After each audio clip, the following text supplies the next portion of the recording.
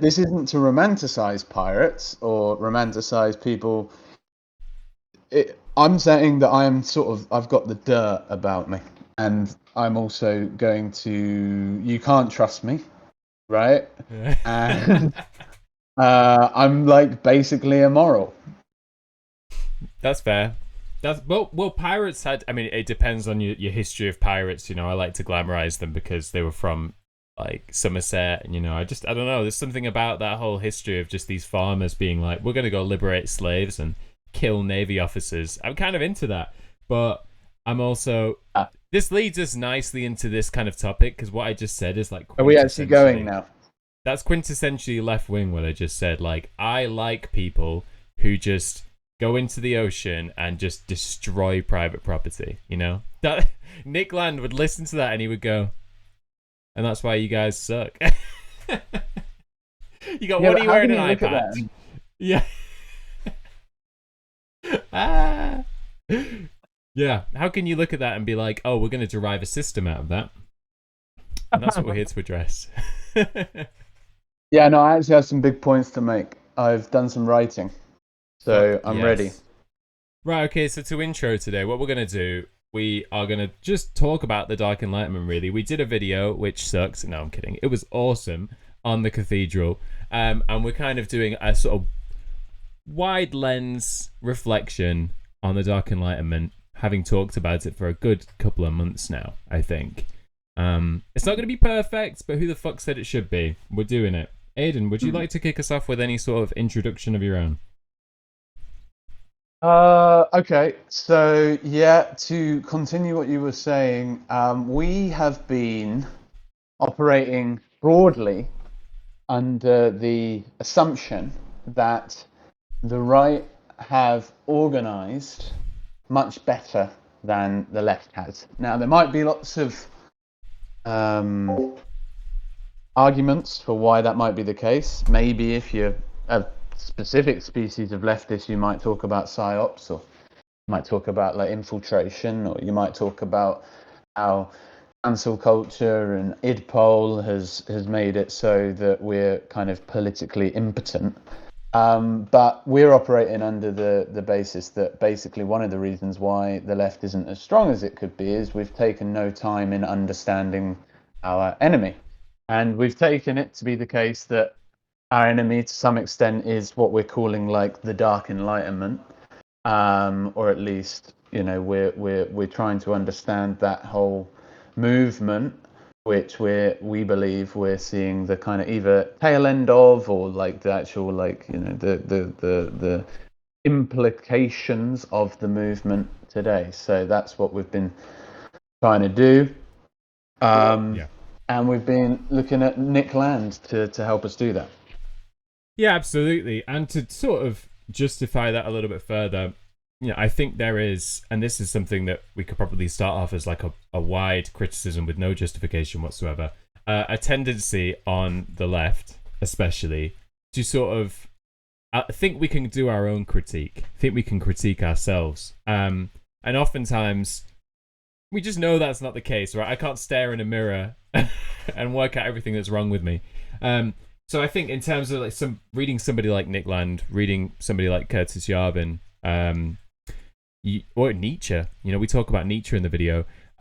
It's going to give you this different view on who you are and maybe some of the things that are wrong with you that you haven't sort of perceived of before. And when I read this, I mean, honestly, you should see my notes starting from the beginning to the end. In the beginning, I'm like, fucking idiot. Oh, has he even thought about this? And by the end, I'm like, yeah, he's got some good points, And that's not just because he gets racist at the end. And that comes down to a decision. And if there's any point that I personally am orbiting around, as Yeah. you know, is around kind of like, you know, how to critique liberalism without being dark enlightenment about it. You know, Yeah. that's one of the things. So like we as we've discussed in earlier episodes, and hopefully our video essay kind of captured some of that. I think a leftist worth their salt should agree with many of the criticisms that the Dark Enlightenment lays at the feet of the cathedral, right? We should have similar concerns, whether or not that's, as we'll discuss, I'm sure, this kind of religious fascination with racism and race relations, or whether or not that's kind of this clinging to democracy as a kind of useless um, um, carryover from religiosity, like a Puritan religiosity. Um, we probably want to agree with quite a lot of these critiques, but then the way that they go, the solutions that they provide, we have an issue with. But then the question becomes, why do we have an issue with the solutions that the Dark Enlightenment provides? And if we do have an issue and we do want to critique, how do we critique without standing on the side of the cathedral? So that's a big question for us. So, Absolutely. I find myself on a day-to-day basis, obviously when I'm arguing with people, um, how do I argue with the alt-right without becoming a lib? Yeah. And how do you argue with the left without becoming an alt-right? Yeah. This is something You might I find say, myself. Say again. yeah. Yeah, you might say that. Like, Yeah. literally, you might say that. Yeah.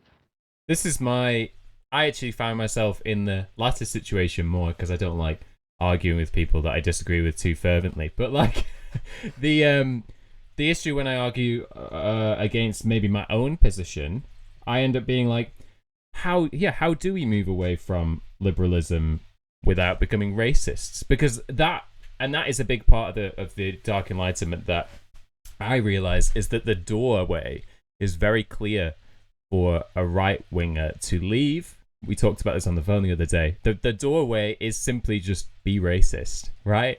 In the liberal sense, be a racist, and you're already outside of liberalism. I think we have this kind of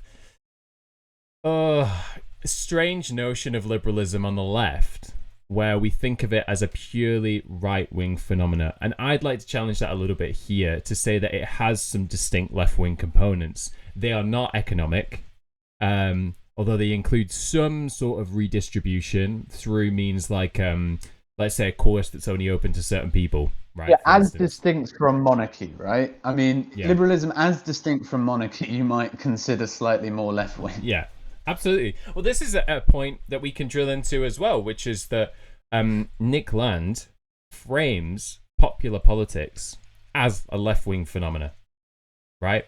Now, that might sound weird to people, and I think it's something that we really need to wrap our heads around because we have populist right-wingers.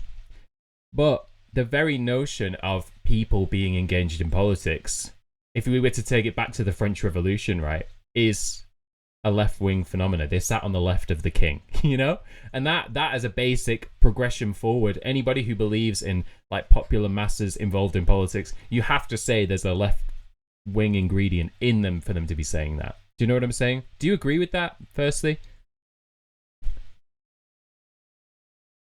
I was going to mention this. I mean, we're kind of running into our usual, but I hope hopefully this is working. When you get that from Land, sometimes I get this weird sense of like, yeah, that's how like the alt-right thinks. The alt-right think that they are an oppressed people, they will borrow their racial, the kind of like the I guess like the classic academic Marxist, very base Marxist picture of history that just looks at like the exploitation of peoples, right? That's the history. A Marxist historian, quote unquote Marxist historian, because as construed by the right as a critique of that historian, what they're just talking about is somebody that like looks at like capital as exploitative and then understands history in relation to those like basic like Marxist tropes, let's say. So let's take the side of the right and talk about a Marxist historian. Those guys are always going to see like oppressed peoples and not oppressed peoples, oppressors and the oppressed. Sometimes I get the sense that when Land talks in that capacity about politics being like a leftist phenomenon, like a leftist project, like a leftist space, I can see somebody either misreading it, or maybe there is notions in Land himself where it's just like, are you then suggesting like that the right is somehow like ostracized? Like, Yeah. is there a suggestion that the right wing is somehow ostracized, when we know that that's not the case from what we just discussed with liberalism, where you got what you wanted. Like, the right gets what it wants through liberalism. It gets its economic models. It gets its, it gets some kind of redistribution, but it's not an even redistribution, Yeah, absolutely. Absolutely. I mean, I think, without getting too deep into this, but I think it's a good point that you make, is that a portion of what we would call the right wing and that tiresome old socialists call just capitalism, right? They call it just, neoliberalism. It's just capitalism, isn't it, right? They get many of the things that they want. But the reactionaries amongst them will say, well, look at what's happened in all these spheres like gender or race or something like this. What happened to family values, right? We see this in the current moment with like a return to some sort of like paleo conservatism, like an old school thing. The rise of trad, all these kinds of things are almost a reaction against a previously what we would have called a right-wing movement. So it's almost like a tension within the right, which is to say, like, liberalism with its obsession with, free markets and free competition ends in a place where it actually breaks down social norms. This would be my critique of land, to say that actually it's not the left necessarily that has caused the breakdown of like gender norms or the family or even gay rights and stuff like this. These things have allowed people to enter into the market and be sold different commodities and get different jobs and communicate with capital. That seems to me to be kind of a right thing to want. Yeah, I mean, it yeah. is. That's a good. Sorry to interrupt because I thought it was good, but like So yeah, it's what's broken it down is financialization. It's globalization. It's like the market decides thinking. That means that people don't stay local. People like have this kind of well, I mean, we're going to end up telling a very complicated story, but there is a decent criticism of land that you've just suggested, where it's like, well, can't I just say that it's like like these global institutions, these big corps? Can I not just say that the fact that they're kind of dominating our markets and our lives? Can I not say that that's caused a breakdown? Yeah. And of course, I think like women going to work, right, being a classic example. If you get deep into like conservatism, they talk about women working as though it's like the cause of inflation, right? And the cause of all these other issues. What happened to the single worker household, stuff like that, right? They want women back in the household, blah blah blah. So it makes economic sense for women to work. It actually does. You can't deny that. They can do jobs just as well as men, better than men, whatever. It doesn't matter what your position is on that. That seems to me to be serving capitalism. But it is a reality, and this is a quote from Land, that the left applauds, It is. Like, we actually have this strange relationship between leftism and capital. I am starting to argue that the left is a sort of like deterritorializing force in cultural norms and in society that opens the door for things to be capitalized. Now, I don't know if that's a critique of land, but it's something that I've started to actually observe a little bit. What do you think? Well, I mean, then that would be like uber cynicism, right? That's a really complicated spider web at that point.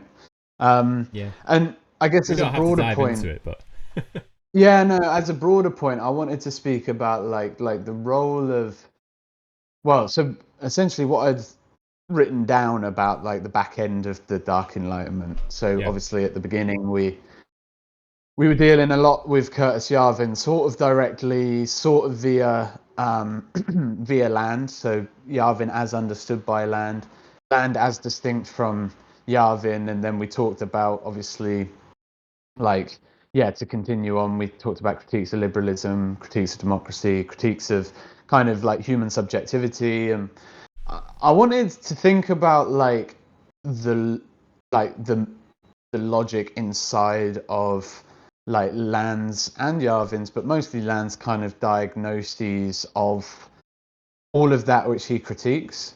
So what I mean by that is like, in what sense is Land a kind of somebody that would believe in like a psyop over and above somebody that would believe in like a permanent sort of metaphysics over and above somebody that would believe in like a dialectic? Because one of the things that he talks about in the back end of the Dark Enlightenment is, like, as we mentioned, the fascination with race. And I think to call what he's doing with race a kind of dialectic where there are kind of players in the space misunderstands his other obsession and fascination with Gnosticism.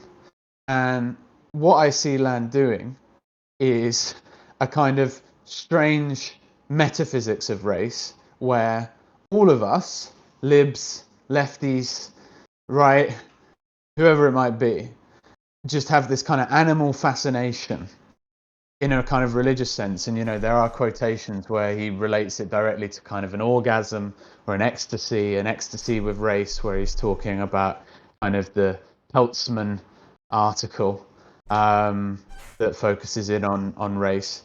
But how this relates to Gnosticism is, in Gnosticism, you get this idea of the kind of demiurge, which is this thing that traps souls in a kind of soul farm,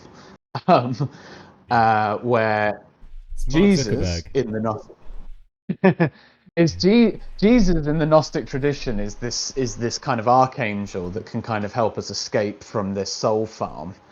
And I think Land positions things like race as a kind of, like a soul or energy farm where thought can't find its exit.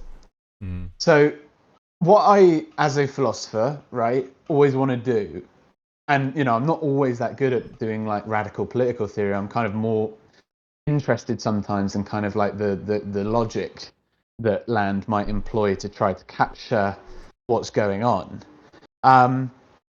I think a lot of readers of Land say that this is a dialectic, but I want to think of when Land talks about race, I want to think of it more as kind of a Gnostic metaphysics, where like we are being farmed, like, and you know, you cannot escape in some sense, in the same way as souls are kind of trapped inside of this Gnostic metaphysics.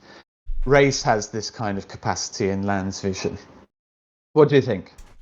I think it's a really, really good point. I think it really does draw out some of the key notions in that chapter. And I think you could actually zoom that out a little bit. So, in his essay, I don't know if you read it, the Critique of Transcendental Mysticism, he actually mentions the left's Gnosticism pretty overtly. For anybody who doesn't know what Gnosticism is, it's like one of the earliest kind of examples of like a Christian heresyism, isn't it? A heresy. So if you think about his critique of the left as something like Gnostic, you get to see this kind of vision of a left, which I think makes a lot of sense, which is that the Gnostic is able to see the world for what it is, right? Which is broken and cruel and, you know, full of sin and, like you say, constructed by the demiurge, a soul farm. And they kind of exist in this world of like realization. So you're basically saying that the idea of race is an example of this, with no exit, with no, like, would you say like a gnosis? Is that what it means? Like the spiritual kind of like awakening? Yeah, gnosis is just Greek for a kind of knowing, right? So yeah, like, it's really, I find Gnosticism really interesting. I know a bit about some of its main characters, like Simon Magus or Basilides or Valentinus.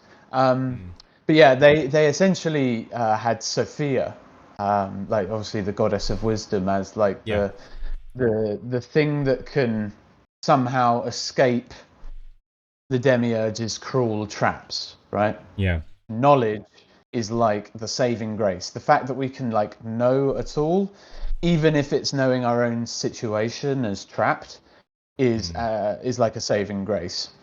So could I link that sort of idea of knowing, because I'm new to Gnosticism, to a sort of Platonic idea of knowledge as remembering. Is that right? Like we're drawing from the outside of like I mean, as an example, we're drawing from the sort of real realm or Yeah. outside of the Well, soul form. the Platonism, the Neoplatonism, like you can think of Yeah. Gnostics if you wanted as sort of Neoplatonists in their own way. They've just like they've somehow created. So obviously there are lots of Neoplatonists that are Christian Neoplatonists, right? These guys are unorthodox Christian Neoplatonists. You could think of the Gnostics in that kind of way. So yeah, they have like the whole kind of idea in Plato of like a simulation of the world that we kind of live is needing Yeah. like the remembrance of a past life and like a theory of forms to help us know. They have that kind of ingredient there, but instead of the soul being able to do that remembering, it's Jesus.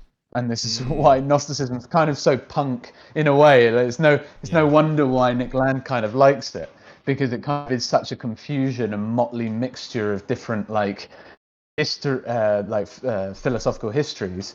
But yeah, So Jesus is that thing that does could the you remembering. okay, all right. So if I was to pull a really coarse analogy, would you say that like Marx is the leftist Jesus in this like Gnostic idea? Oh, damn. Now things are getting crazy. Well, I mean, you can imagine that as a thought that Land might have. Is that what you're suggesting? Is that maybe Yeah. where Land's going with it?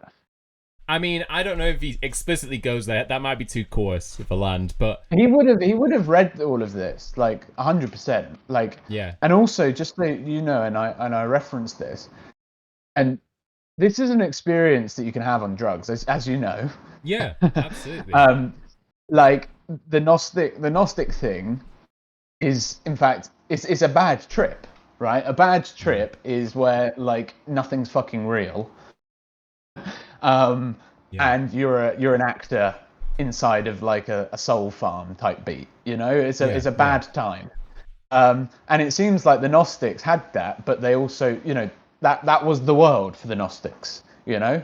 But then there was an escape, and thought could find an escape from that, and Yeah. that was via Jesus and stuff, you know, and Interesting. Sophia. Well, I think So, that is very you know, much probably Land does have doing bare analogies. meth or whatever the fuck he's on, Yeah. right? Yeah. Back in the 90s, you can imagine him having experiences like that.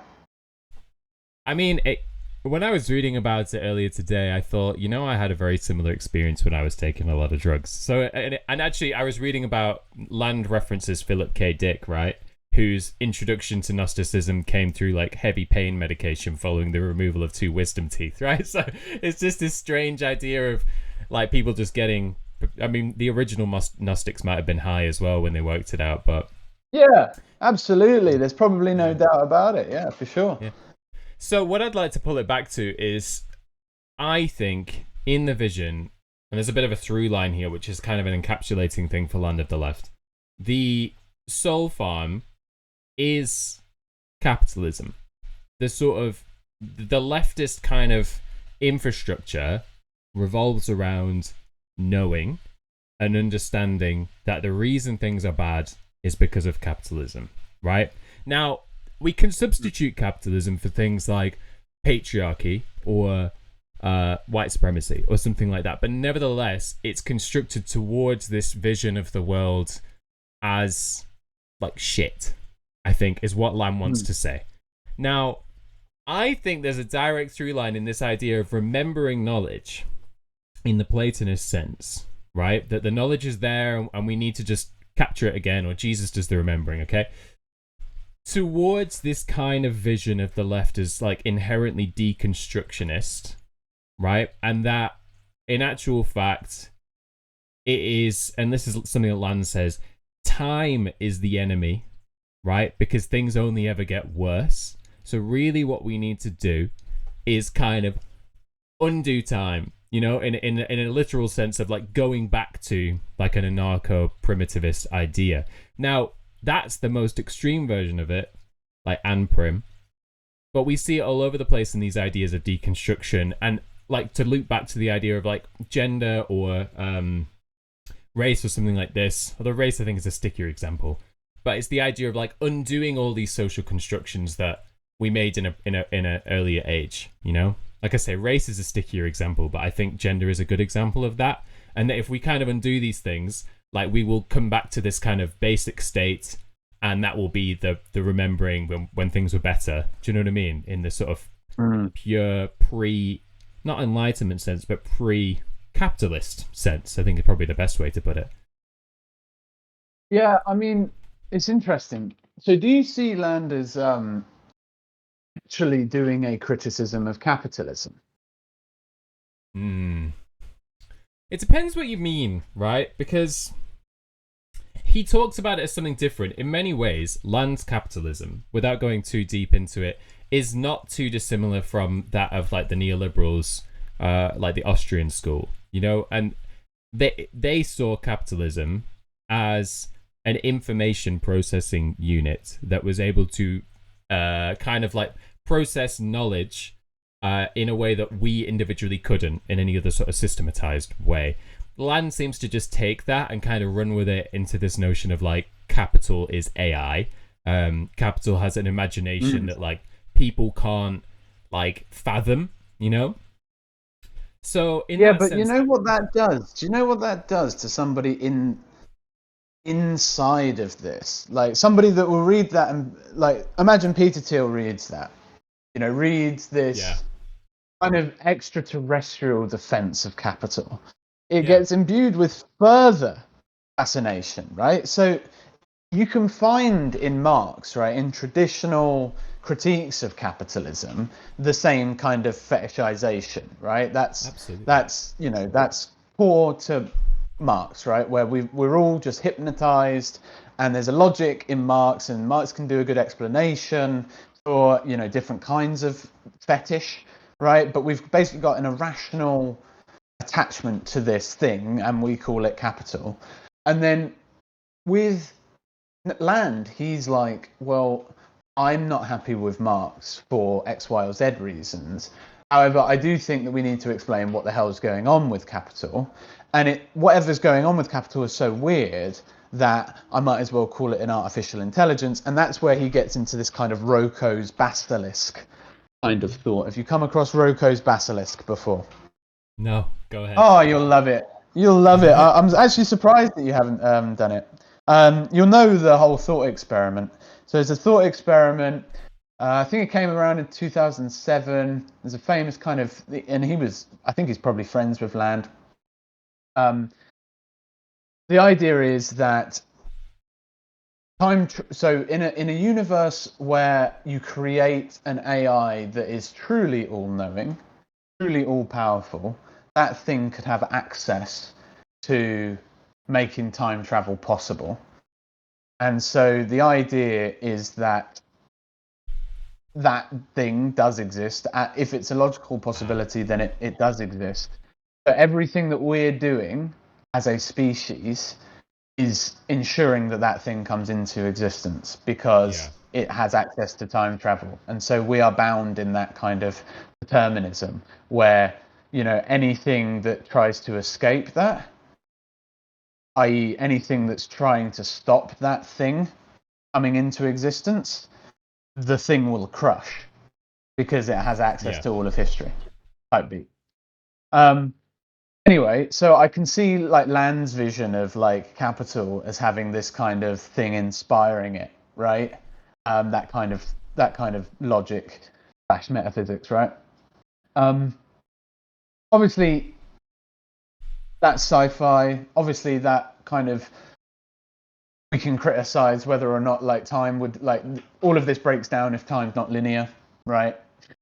Well, this would be a criticism that I would bring, which would be exactly what you just said, which is that time. Okay, so there's critiques of Einstein in Land, especially like theory of special relativity, which he likes seeing, and like for instance, he gives this story about Bitcoin and the idea that to be able to like have like different blockchain nodes that span galaxies, you'd need to have this kind of general idea of time that spans across different galaxies, which would mean going back to like what we could call a Kantian notion of time as like strict progression, rather than an Einsteinian notion of time as like relative. Relative. Yeah. But when we're talking about like quantum mechanics, and I'm not going to get too deep into it because I don't understand it all that well, that is neither Kantian nor Einsteinian, right? But it is built up of a multiplicity of different possible futures that are actualized in the present, but leave their inscription nevertheless in the present, by way of like you can still see the traces of the waveforms and stuff like that. If we want to appeal to science in that way, obviously quantum mechanics is just a theory, but so's theory of special relativity. Anyway, so it becomes this idea of like quantum mechanics isn't a theory. Quantum theory, is a sort of method. There are interpretations for what's going on there, but the quantum is not a theory. And I would say, in my opinion, and I'm limited, Einstein's theory of general relativity is not a theory on the macro level. Sure. Because I can see it. Like, I can actually see. Yeah, no, absolutely. Well, without I can like prove that it's true, yeah. Yeah, absolutely. I think his critique, I mean, it's kind of the general critique of like special relativity, which is like matter could still be moving, but light isn't you know what I mean? So things appear at different times. The big one that I think you're sort of referencing is how do we get the quantum to make sense with Einstein? That's the big one, because it doesn't. Yeah, absolutely. But nevertheless, when we were talking about Land's conception of time as maybe, I think he does have a providential idea of history. He talks about it all the time, and he falls back. Yeah, on it all the time. which just to finish that thought, because I didn't finish it, I apologize. But this artificial intelligence thing, that capital is like literally an alien, right? So it literally is like, you might as well think about it as an ET, like, because it has got us in a way that is like fascinating and shocking and doesn't make sense, and nothing else does. I mean, the only thing that got close to this was God, right? And we kind of overcame that via capital, you might say, in a very simplistic sense. But in terms of, or maybe God revealed capital as its final form. Anyway, the point is that they quite literally want to try to understand what capital is, so they tell this big story that is different from Marx's story, which is kind of one of ideology, one that is able to kind of critique like the fetishization. Land doesn't seem to be critiquing it. So to come back to the question I asked of, you know, that is Land an anti-capitalist? When Peter Thiel will read this sci-fi vision of it, they'll get all excited, right? It provides justification for it. It's like I'm incarnating the artificial intelligence. Yeah, absolutely. I think he is not an anti-capitalist. He's a radical pro-capitalist, I would say, in this kind of weird, like, anti-humanist sense, you know? Where I think he'll run into disagreements in the future, not necessarily now, but in the future, with people like Elon Musk, Peter Thiel, you know, maybe not JD Vance, because he seems to be a bit of a whoop, whoop, whoop, puppet on a string. Like Jeff Bezos, is these people are kind of egomaniacs, you know? Like, they have a strong sense of self. Yeah, they don't have the vision. Yeah. No. I mean, they have their own vision. You know, Elon's going into space and stuff, and Nick Land loves that, you know, cool. But they're all kind of obsessed with themselves in a deep sense. Thiel maybe has this sort of... Yeah. Well, sorry, to finish the idea is being like, Land wants a way to serve capital. Now, maybe he says, oh, well, they're going to serve capital whether they're like big-headed or not. But my kind of objection would be to say, capital's always got humans in the mix. And we can already see that in the Trump administration, that they are pushing it in some strange directions, which may not serve capital in the long run. I don't know, but they certainly serve themselves. Are those two things compatible? Can we simply say that they're always compatible because history moves forward providentially? I think that's where I start to object with Land, because he will just say, well, it'll work itself out in the end. And I'll say, thanks, buddy. to another big picture one, and just a brief comment before I get to the big picture. So the brief comment is the way that Trump is serving capital is to go against former notions of capital as kind of global order, right? So when you think of one of the things I was teaching my students recently was we were discussing, obviously, as a continuation of Trump's tariffs, he's now imposing like taxes on international businesses that like hire American workers, right? So Trump is really pushing on the whole protectionism vibe at the expense of like the global neoliberal order, right? So my thesis, when I've been kind of arguing with the children, with the students, no, but when I've been Charlie Kirk arguing and with it, them, the next Charlie Kirk out here, bro. Come on. Whoops, get cancelled. Sorry. Roll it back. Cut. yeah, to be fair, you're not going to be able to go to work anymore. No, the thing that I've been arguing is that you can't do protectionism with neoliberalism in some way. Like what's going to happen when all of your, like, you like it or not, we're living in like a complex economic web, right? It's so complex that you do that. Like, if you're a PhD in mathematics without an overriding moral compass from MIT, you will end up just predicting the market, right? And the reason why they need you to do it is because you're cleverer than everybody else, and you're going to be able to think about that complex web. You can't protect notions in that and then not have knock-on effects due to that protection, right? There is going to be knock-on. And if you're not an MIT, if you're just doing it for ideology's sake, which I fear Trump is just doing, without really knowing what's going to happen after that, then what you're gonna see is not what you wanted to get from your protectionism. And just as a final point, these neolib institutions that we would want to criticize, like a big one that he was going for was like I think it's like the Global Economic Policy for Fairness or whatever, which sets like a base level taxation for all companies, right? So if you're a company and if you're a member of this institute, which the EU is a member of the institute, the UN is a member of the institute, individual like city-states, tax havens in Geneva and in like Monaco are also members of this institute. If you're a member of that club, be it when you are a member and you sign the dotted line, every company that exists within those zones are taxed at a base level of 15%. Trump has went and said, fuck you, if an American company is getting taxed like that, I'm going to destroy you. And I'm going to impose taxes on you for having my company, my American company, in your zone, your economic zone, right? That's crazy.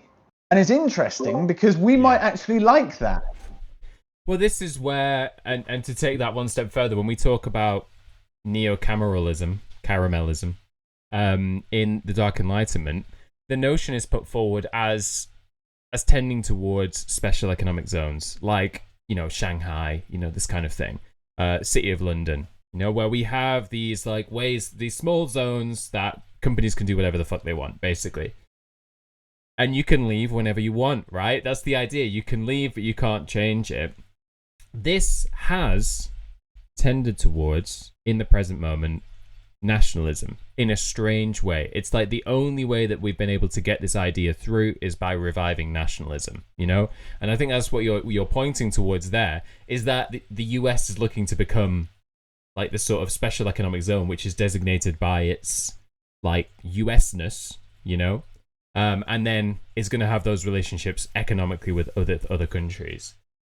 But it seems to me like there is a tension between the nationalism and the no voice free exit kind of thing, because nationalism to me implies exit is difficult or entry is difficult. You know what I mean? Because you've got this nationalistic barrier, as we're seeing in our current iteration of nationalism. We are saying we don't want certain types of people, that they're not compatible with our notion of Britishness, Americanness, right?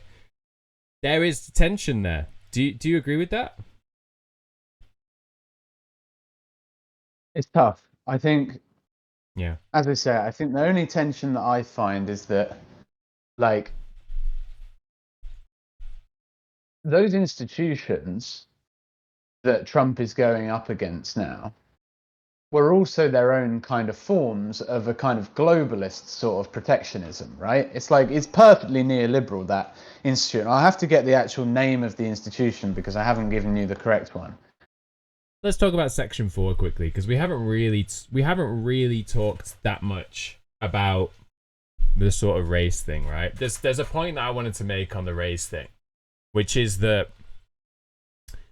the white flight notion that Nick focuses on, Land, that is, not Griffin, he frames as this quintessential idea of no voice, all exit, right? That's the quote, where people just sort of leave, the white people are leaving the cities and, just going to like all white neighborhoods without talking about it, without arguing, without trying to make the area better or whatever.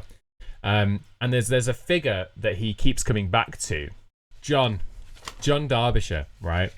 Who basically Derbyshire, yeah. I was gonna say, yeah. He keeps coming back to, yeah. Cool. So John Derbyshire makes the argument for white flight, right? And he talks about giving his kids the talk. And the libs be saying that's the most racist thing ever.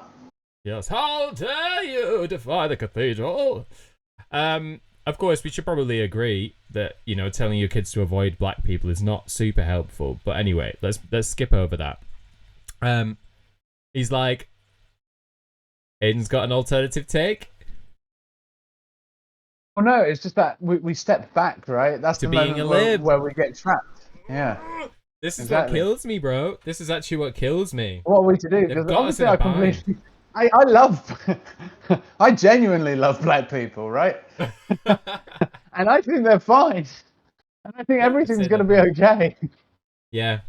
Well, yeah, I mean, the thing is, like, Land he's not a racist. And this is, if you listen to conversations with him, he's like, oh, I love racial diversity. He does keep doing that statistics thing. Yeah. Well, and I'm not saying like, because I when I was reading, I was planning a kind of a fake kind of public interview in my head, and in the fake public interview, I was being confronted by somebody that kept talking to me about statistics. Yeah. And I mean, the best thing to say to them without being a lib, because obviously boring. the libs so boring. That's what you should say. Boring. Yeah. Source? No, well, so you said something cool about statistics last week, which was around kind of like, it has this kind of it's like, it's the real, right? Statistics are used as like the real by people on the right sometimes, but then libs as well. Yeah. The same fascination that, this is what I'd say to Land, right? So the same fascination that the libs, as they understand them, have towards like race and identity politics is the same fascination that the Dark Enlightenment would have towards things like statistics around gun violence or knife crime or whatever it might be. It's like both of these are like our, on each side, this is our access to the real, right?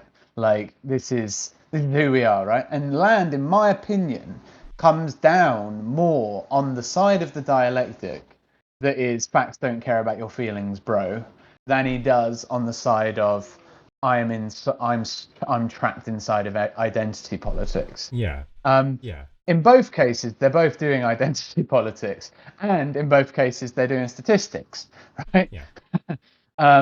But one is employing them as a defense, that is the statistics, and others are trying to employ them as a way of like attacking notions of identity politics in the first place. So yeah, I just think that I read Land sometimes as coming down more on the side of, this kind of Ben Shapiro facts don't care about your feelings guy, than on the other side, or on the side of let's try and escape the drain, the soul drain. Yeah, absolutely. And I do think we need to come up with a. I don't know how to say this without sounding like a fucking crackpot, right? I think we need an alternative route from statistics as a form of argument. I think we need that, but I don't know how to say that without being like, I think we need a divorce from reality. Because that's not what I mean, Like, there's more to science than statistics, And as Land Yeah. So rightly pointed, can you imagine somebody saying, "This is how I would argue with it," right? This yeah. is the thing that happened in my head, right? So imagine I was thinking back to a time where I was just randomly tuned into LBC for like 10 minutes, Nick Ferrari in the morning, and Nick Ferrari let slide somebody say, because obviously Nick Ferrari probably believes this, let slide somebody say, well, statistically speaking, black people are more likely to commit crime, right? He just let it slide, right? In a Yeah. way that like libs wouldn't let slide, in a way I don't think James O'Brien would let it slide. I don't think we would let it slide, but how would we not let it slide, right? So if I would say, if I was Nick in that moment, obviously Nick just agrees, so he was never going to do this. Um, but if I was Nick in that moment, I'd say, oh, so you're one of those statistics guys, eh? Yeah. Interesting. And a liberal would probably go, well, how about I say some other statistics? And then I might say, you know what percentage of people that shut up schools were white?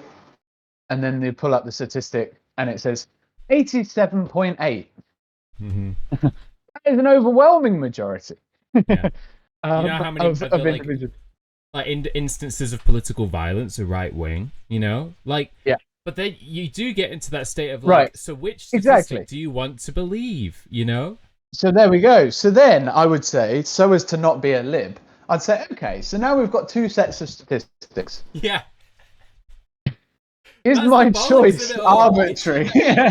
It's fucking bollocks. That's why it's such fucking Yeah. bollocks, because on the liberal side, well, actually on fucking both sides, they say if only we had like unbiased fact checkers. Well, the right don't say this too much because fact checkers are liberal, but like if we had fact checkers in the room, we could get everything right. Everything would be correct. Like, what the fuck are you on about? Like, what? Because two conflicting statistics can be correct. Like, Yeah. take this Yeah. one, Yeah. okay? If you were to say, okay, the overwhelming majority of murders are committed by black people, I'm not saying that's correct, so I don't give a fuck. But then if I was also to say the overwhelming majority of murders are committed by poor people, right? Those are two things that could both be true, and we have to make a decision as to which category we think is more important. And at that point, I Yeah. go like, And then well, there's you going to be capture like more people. crossovers. Yeah, There could be crossovers. And if there are more poor black people, then maybe you might want to say something about why there are more poor black people, right? yeah. And then maybe you get in towards fucking just like the Marxist whole history thing. I mean, I hate yeah, it. it's frustrating. I hope that they would then be able to be like, huh, actually, yeah, maybe the statistics I believe are undercut by the ideology that I Yeah. already was like pre-programmed, right? So yes, so statistics. It seems to me, and this is like Nietzschean in some sense. It's like justification for your fucking idiocy in either case, right? It's like Yeah. okay, I'm ideologically biased as fuck.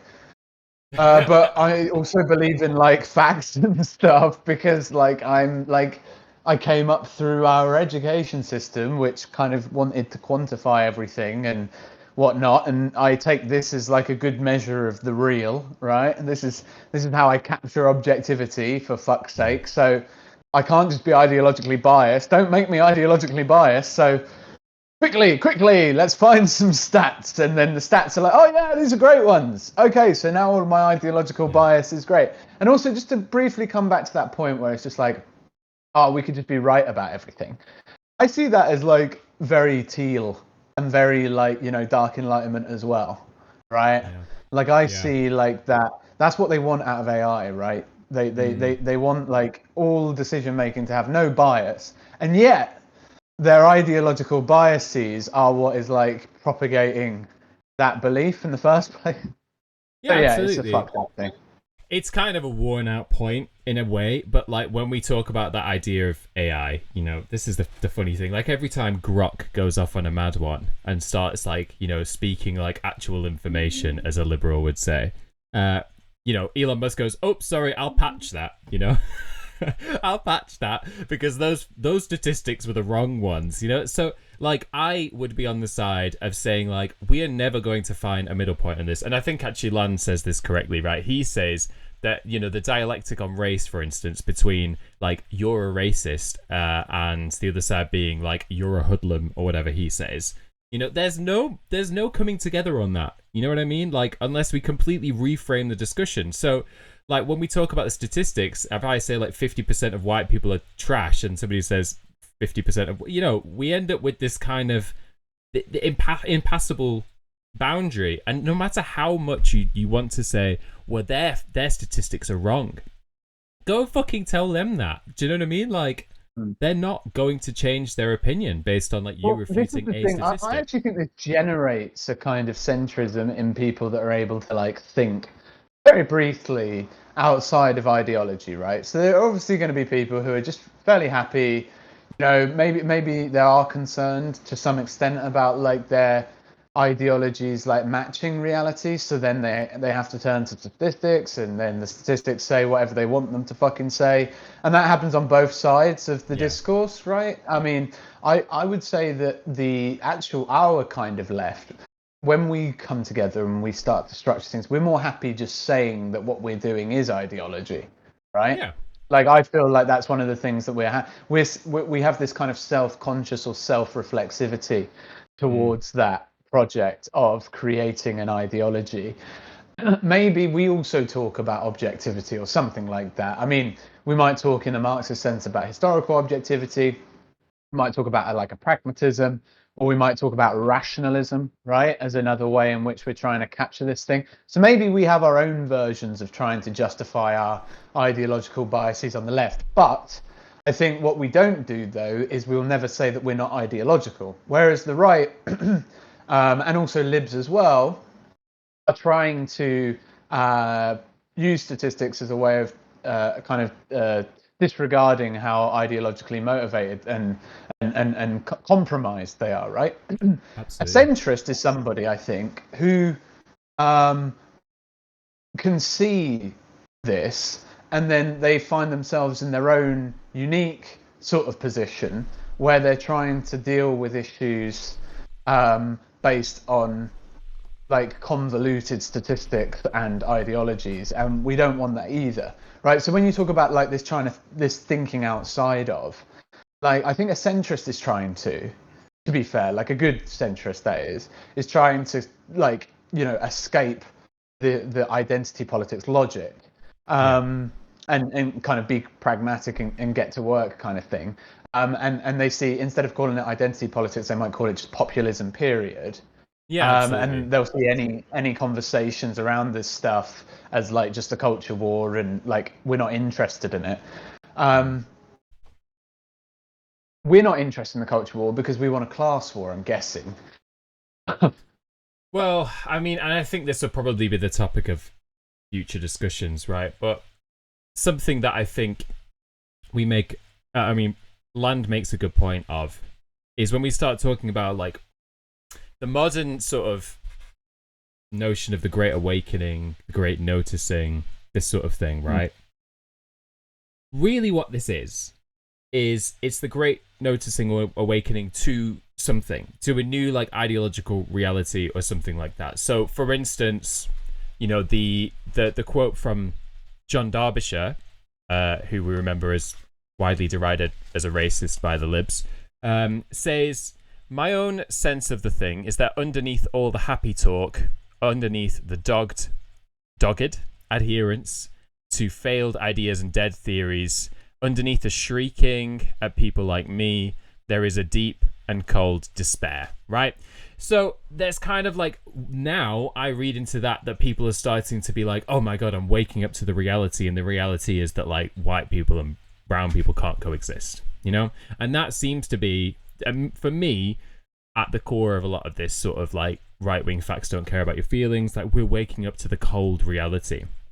And I'd like to critique that and say, why didn't they wake up to the fact that they are like, I don't know, working class, right? That they share things in common with that person that they think is stabbing their children outside of school. Like, why have we not woken up to that reality or that ideological reality? Why have we woken up to racism? So they do. I think they do wake up to it. I think so. What I'm seeing amongst the people that are at the rallies, I don't know if you watched that Nico. I think his name's Nikon or Nico. He basically got a mask on and went around. I think it's a big video, 4 million views. Got a mask on. He's a black guy. He got a mask on and went around the Tommy Robinson march. And he was just basically, he was sort of baiting them into saying the shit that they believe and sort of like not. I mean, it was kind of a complicated and also funny video more than anything else. Anyway, what I see in them is like, you know, they've got all of the workings of like a proletariat, right? Yeah. But they just have obviously this belief somehow, where it came from, I don't know, and I don't know how we keep coming back to it. And you know, I think, you know, at the time when like Mosley and Hitler were around and doing their own kind of synergy with a leftist, his like, you know, proletariat sort of, you know, awaken the masses stuff coupled with a hatred of like the other. I don't know how we've got to a place now where, because they used to be leftist opponents basically to this kind of form of fascism and like extreme right thinking. Now we just have them borrowing. I don't know, man. I don't know. Whatever. I don't even know what I'm saying anymore. Fuck it. Yeah, I think I hear you. I think we should wrap it up anyway to say that I think we've kind of covered in broad strokes like our reaction to this text. I don't know if we've so much as explained it, but you know, you could just go read it. But like, I think we did. Yeah, I think we did. Yeah, okay, we'll say we did. But I think it gives us a good like foundation to build future stuff on, like future ideas of like what a left could look like, or like you say, like what could the logical underpinnings of a left look like. It seems to me to be the more important question, because we get fucking trashed in this shit. We get trashed, and maybe rightly so. Yeah, I think so. We do need to unify, and maybe so our next project then that we're potentially thinking about doing, potentially not, is trying to understand Nick Griffin. We're just going to be fascinated by Nick going forward. The only people we're going to study are people with the first name Nick. That's just what we're doing on this podcast. Lil Nicky, a historical materialist analysis of Lil Nicky with Adam Sandler will come after that. Yeah, and then after that, we're going to focus a little bit on a guy called Nick Robinson, who I believe is a Sky, a Sky like presenter or something. I think he's like an anchor for Sky. So he's a good get. He's a really good get. Yeah. All right, with that, that's the Howling Mobcast. See ya. Bye.